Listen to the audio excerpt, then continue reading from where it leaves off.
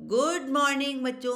मैं महिमा आपके सामने एक बार फिर से उपस्थित हुई हूँ। टीचर्स पॉइंट पर आप सबका स्वागत है। ऐसा आप जानते हैं कि मैं क्लास 10th के क्लासेस दे रही हूँ और क्लास 10th के क्लासेस में हमारा चैप्टर 7 चल रहा है और चैप्टर 7 के मैं हिंदी अनुवाद सिखा चुकी हूँ। आज मैं आपके सामने हिंदी अनुवाद सिखाने के बाद आपके सामने पठित नाट्यांश को लेकर आई हूँ। जो हमारा एक क्वेश्चन आता है पठित नाट्यांश का, राइट। जो ये पठित नाट्यांश है इसे हमें पढ़ना बहुत जरूरी होता है। एक बार जब हम पढ़ते हैं तो हमें बात समझ आने लग जाती है।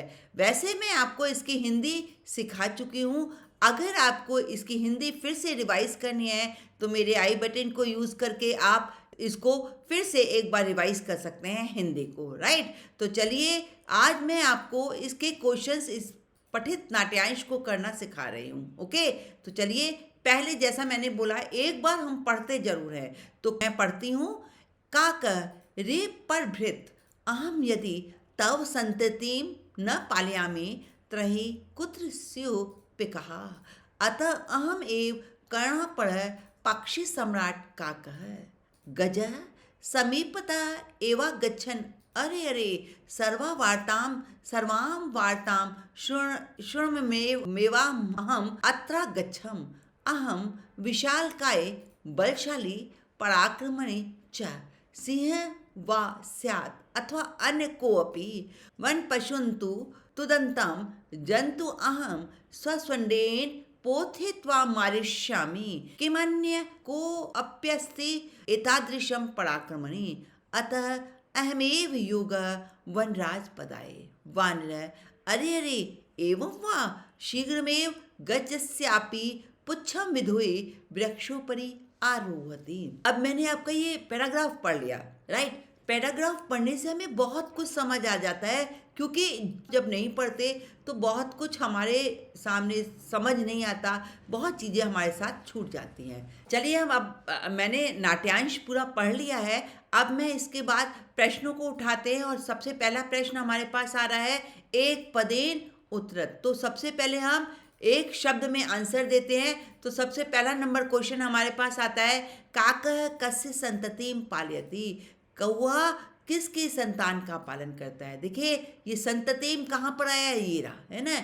और ये क्या कह रहा है कि अहम यदि तव संततिम न पालयामि, अगर मैं तुम्हारी संतान का पालन न करूं तो कोयल कहाँ से बनेगी, कोयल कहाँ से आएगी। तो किसकी संतान का पालन करता है, पिकस्य। और आपको जो क्वेश्चन में जो विभक्ति और वचन होता है वही हमें आंसर में भी विभक्ति और वचन लगाता है। यहाँ से कोयल उठाएंगे, इसकी विभक्ति वचन लगाएंगे तो लगेगा पिकस्य, राइट। अब हमारे पास दूसरा जो आया है कहा पुच्छ विदुहि वृक्षोपरि आरोहति। अब देखिए यहाँ पे पुच्छ विदुहि वृक्षोपरि कहाँ पे आया है, चलिए हम देखते हैं। और हम यहाँ देख रहे हैं शीघ्रमेव गजस्यापि पुच्छम विदुहि वृक्षोपरि आरोहति। तो क्या कहा उसने, कह कौन करता है ये सारा काम, वानर है। और कह प्रथमा विभक्ति एक वचन, तो हमें आंसर भी किस में देना है, प्रथमा विभक्ति एक वचन में, राइट। बच्चों बात समझ आ रही है, तो हमारा आंसर आएगा वानर। ओके, चलिए अब क्वेश्चन नंबर 3 करते हैं। गजह किम करिष्यति, हाथी क्या करता है। अब हाथी देखिए, हाथी का ये लाइन है ना, समीपत एवा गच्छन अरे अरे सर्वां वार्तां शृण्वमेव अहम अत्रा गच्छम अहम विशाल का, ये सारे कुछ कर नहीं रहा है, ये अपना वर्णन कर रहा है। गज हाथी है ना, करता क्या है। अब ये लगा, इसका आंसर आएगा वन पशुन्तु तुन्नतम जंतु अहम स्वसुंडेन पोथित्वा मारिष्यामि। काम क्या करता है, मारने। वो कह रहा है कि मैं सारे पशु को जो तंग करेगा उन सारे पशुओं को अपनी सूंड में बांधकर मार डालूंगा। यानी ये हमारा आंसर यहाँ से निकलेगा, ठीक है। तो हम लिखते हैं वन पशून गज। अब सब एक क्वेश्चनी फॉर्म में आंसर देना है, तो सबसे पहले लिखेंगे गज हाथी करता है, वन पशून पशंतुम जंतु। अब देख जंतु अहम है, वो अहम कह रहा है, उसने अपने हाथी ने अपने बारे में वर्णन किया है, हमने हाथी लिख दिया है ना। तो क्या आ जाएगा, जंतुम, है ना। अब कौन से जंतुम, जो तंग करेंगे, है ना। तो इसमें हम लिखेंगे तुदंतम। अब ये अहम को हटा देंगे तो बनेगा जंतुम स्वसुंडेन पोथित्वा मारिष्यामि, है ना। ये क्वेश्चन का आपका आंसर हुआ। ओके, तो चलिए ये एक पूर्ण वाक्य उत्तरत है। अब पूर्ण वाक्य उत्तरत के बाद हम कहाँ चलते हैं, जो हमारा थर्ड नंबर क्वेश्चन आता है। आपको मल्टीपल चॉइस होता है, इसमें से आपको सही शब्द लेना होता है। अब देखिए, हमें बहुत बार ऐसा होता है कि अगच्छम अगच्छम इति क्रियापदस्य कर्तृपदम किम। अब देखो, हम आपको, अब पहले आप अगर चाहेंगे पैराग्राफ में चलते हैं। अब हमारा अगच्छम कहाँ पर आया है, देखो यहाँ पर आया है। ये बहुत से बच्चे नहीं ढूंढ पाते हैं। बच्चों ये देखो, यहाँ पे जो ये शब्द है, ये शब्द को जब हम विग्रह करेंगे तो हमारे पास आएगा अत्र जमा अगच्छम, है ना, अत्र जमा अगच्छम। तो आप ये क्वेश्चन में देखिए, क्वेश्चन में क्या आया है हमारा, अगच्छम, है ना। अब अगच्छम हमारा किस सेंटेंस में है, यहाँ देखिए अगच्छम। अब ये अगच्छम का कर्ता क्या है ना। अब यहाँ पे कर्ता ढूंढना, बच्चों को कर्ता ढूंढने में बहुत दिक्कत होती है बच्चों।